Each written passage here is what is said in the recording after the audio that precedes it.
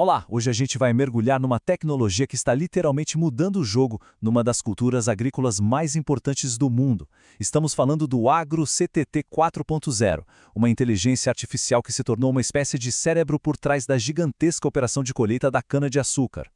Para começar, vamos pensar num desafio. Imagina só, como é que se planeja uma colheita que mexe com milhares de variáveis ao mesmo tempo?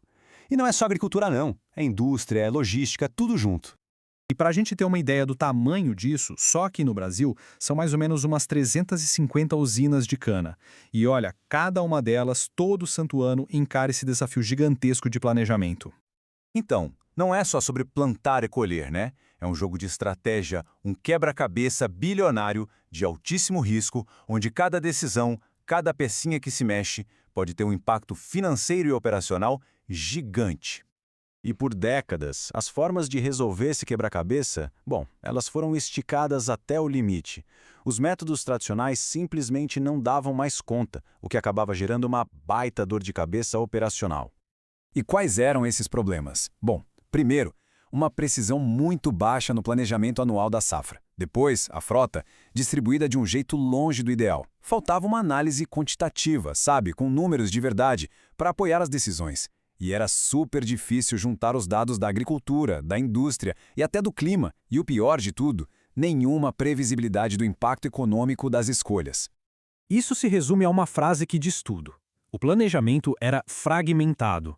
Ou seja, dependia basicamente da experiência das pessoas, da intuição, mas sem um suporte matemático consistente por trás. Pensa bem, decisões críticas numa indústria que movimenta bilhões sendo tomadas no feeling. É exatamente nesse cenário que uma nova tecnologia entra em cena. E ela chega para atuar como se fosse um cérebro digital para toda essa operação. O nome dessa solução é Agro-CTT 4.0. E o que ela é? Basicamente a primeira inteligência artificial de planejamento estratégico para usinas de cana. A base dela? Modelagem matemática, simulação e otimização operacional. Ou seja, ela não foi feita só para analisar o que já passou. Ela foi projetada para encontrar o melhor caminho a seguir. Mas como é que isso funciona na prática? Vamos lá. Primeiro, o sistema junta todos os fluxos de dados que antes estavam espalhados. Depois, ele começa a trabalhar, simulando centenas de milhares de cenários diferentes. Com todos esses cenários na mão, ele otimiza o plano de colheita completo. E no final, ele entrega a recomendação, a melhor decisão possível, totalmente baseada em dados. E é aqui que a coisa fica realmente interessante.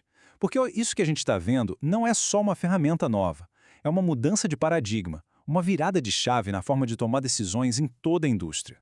A ciência por trás disso tudo tem nome, é a pesquisa operacional. E o que é isso? É um campo da matemática super avançado que é usado para encontrar a solução ideal, a melhor de todas, num universo de possibilidades gigantesco. É algo que, sinceramente, planilhas ou mesmo a intuição humana, por mais experiente que seja, simplesmente não conseguem fazer. E esse slide aqui mostra a diferença de um jeito perfeito. O jeito antigo, com ferramentas de BI, telemetria, planilhas, ele mostrava o que aconteceu. Era um retrovisor. Já o jeito novo, com pesquisa operacional, IA preditiva, otimização, ele prescreve o que deve acontecer para se ter o melhor resultado possível. É a diferença entre olhar para trás e ter um mapa para o futuro. Para a gente ter uma noção da escala, da magnitude do que estamos falando, vamos olhar para os números. O modelo começa manipulando, ao mesmo tempo, até 5.000 variáveis. Ok, 5.000 variáveis. E o que ele faz com isso? A partir delas, o sistema consegue gerar, pasme, 400.000 cenários estratégicos únicos para a safra. E o resultado final dessa conta? Mais de 100 milhões. É isso mesmo, 100 milhões de combinações diferentes são analisadas só na fase de planejamento. A escala de análise é simplesmente absurda. Isso acaba criando um universo de decisões que, como diz a citação, nenhuma equipe humana, por mais especializada que fosse, conseguiria processar manualmente. O ponto crucial é esse: a tecnologia dá um nível de visão que é, literalmente, fisicamente impossível para um ser humano alcançar. Claro, os resultados disso são reduções de custos gigantescas, ganhos de eficiência, mas, acredite, essa não é nem a parte mais interessante da história. O impacto mais profundo, a maior surpresa de todas, não é sobre economizar dinheiro, é sobre reduzir carbono. E como isso acontece? A chave para entender isso é uma sigla: CBIOs, ou Créditos de Descarbonização. O que são?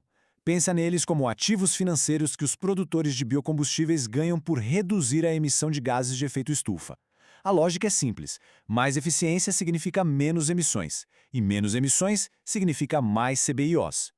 É uma verdadeira reação em cadeia da eficiência. Olha só, com uma maior eficiência operacional, o que acontece? Menor consumo de diesel. E qual o resultado direto disso? Uma intensidade de carbono menor em toda a operação. Uma coisa leva a outra. Então, o que a gente tem aqui é um retorno duplo. De um lado, a operação reduz custos. Do outro, ela amplia a capacidade de emitir esses CBIOs. Isso cria um valor econômico totalmente novo e, de quebra, ainda alinha a operação com as metas ESG, de sustentabilidade. E aqui está a grande sacada de tudo isso. Otimizar um sistema pensando no lucro pode, ao mesmo tempo, otimizá-la para o planeta. E isso deixa uma pergunta no ar, né? Se a matemática aplicada consegue fazer a agricultura emitir menos carbono, qual será a próxima indústria a ser transformada por ela?